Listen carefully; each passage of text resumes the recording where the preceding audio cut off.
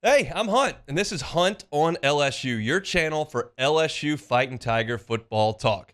Enjoy the video. We want you to leave a comment below, hit that like button, and subscribe right below the video.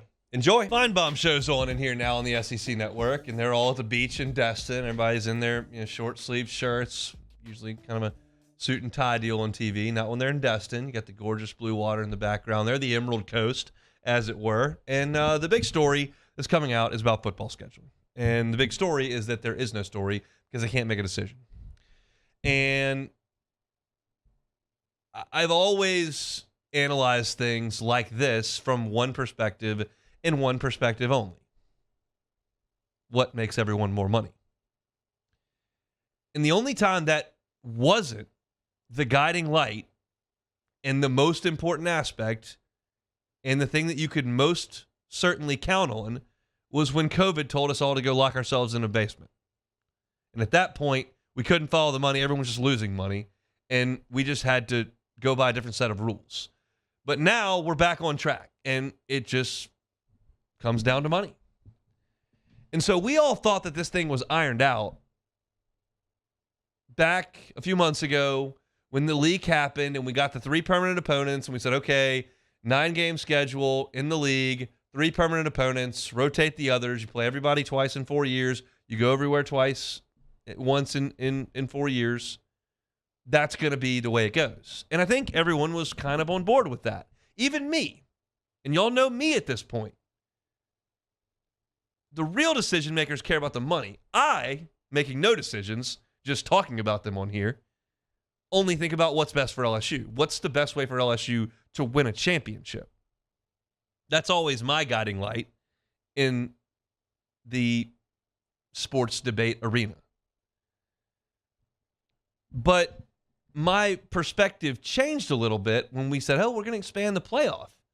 So this one loss here is not going to cripple you. I mean, we were in a system in 2011 where if Oklahoma State beats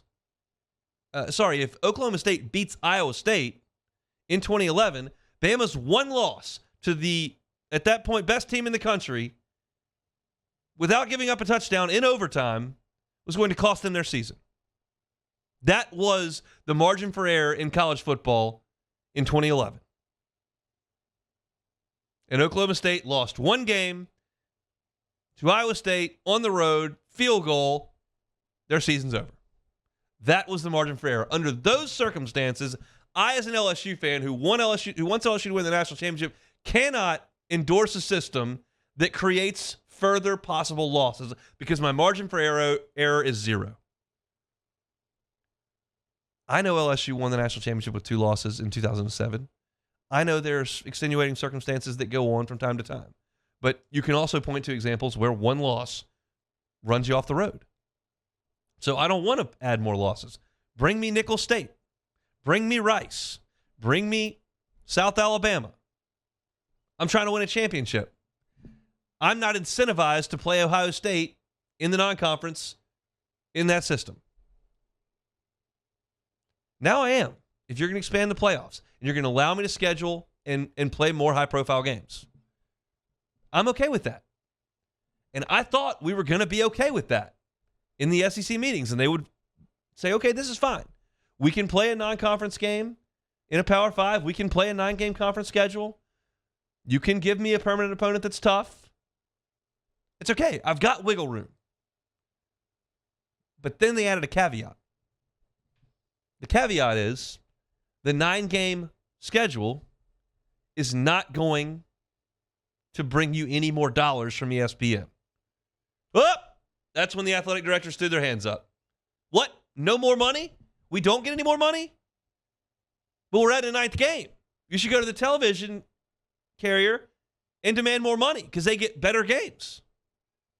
Well, it says in the release, they're not giving you more money. Oh, nope. Can't do it. We're out. Back to 8 games. Get Rice back on the phone. Anybody got the number for the AD over there at Middle Tennessee State? Where's Western Kentucky? I need a home game. I need the check that comes with it. And oh, by the way, if I'm Kentucky or Vanderbilt or Mississippi State, I need to try to make a bowl game. And at this day and age, in 2023, we simply cannot be making decisions that are guided by the idea that we may get to a bowl game. Have you seen LSU's last 2 bowl games? They had a wide receiver running around at quarterback 2 years ago and like 18 guys on those sidelines. And last year, Purdue's whole team quit and they lost by 100. We cannot be trying to qualify teams for bowl games as the reason to be making scheduling decisions. The bowl games are toast. But the money rules the roost. And these ADs are looking at this going, you're going to take a home game away every other year because I've got to play a 9th game. It's not equitable. I'm going to have to play 5 home games in league play some years and only 4 in others. And you're not giving me more TB money. So no, we don't care about creating the best product for the fans. They don't care about, no, it's money. And so this is easy to figure out. Unless Greg Sankey can squeeze more money out of ESPN with this 9th conference game and these 2 shiny new toys coming in from the Big 12, they're going to stick at 8. That's the feeling that everybody's got over there, from Ross Dellinger to Brett McMurphy to the whole crew. They all feel that's the way it's going.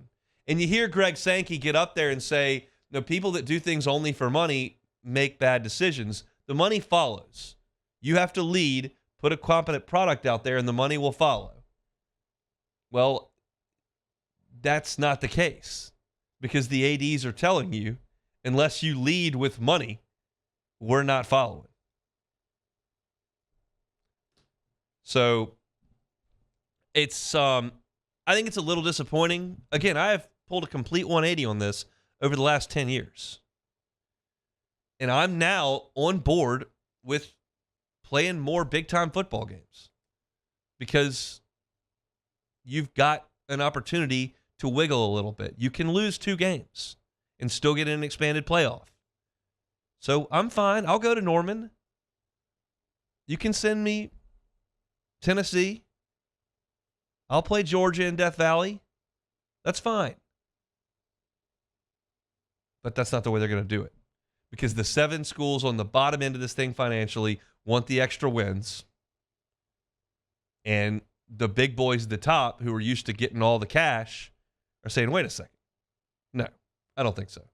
I got a 100,000 seat stadium you're taking me out of every other year, and ESPN's not cutting me an additional check. I'm out. So that's a disappointing way to look at it, but the majority of them feel that way. So unless Sankey can get in there and do some politicking and flip some votes, this is where we're headed. 8-game schedule, 1 permanent. And I don't know if that's A&M for LSU. It feels like it would be. I don't know if maybe Oklahoma. Maybe it's Florida. But it's headed for 1 opponent permanent with 8 instead of 9 because the money isn't there. We'll see. They're still in Destin. They're still talking about it. We'll see if anything comes of it, but it doesn't feel that way. Hey, thanks for watching Hunt on LSU. Before you get out of here, do us a couple of favors. Hit that like button, leave your comments below, and subscribe to the channel for all your Fighting Tiger football talk. See you next time.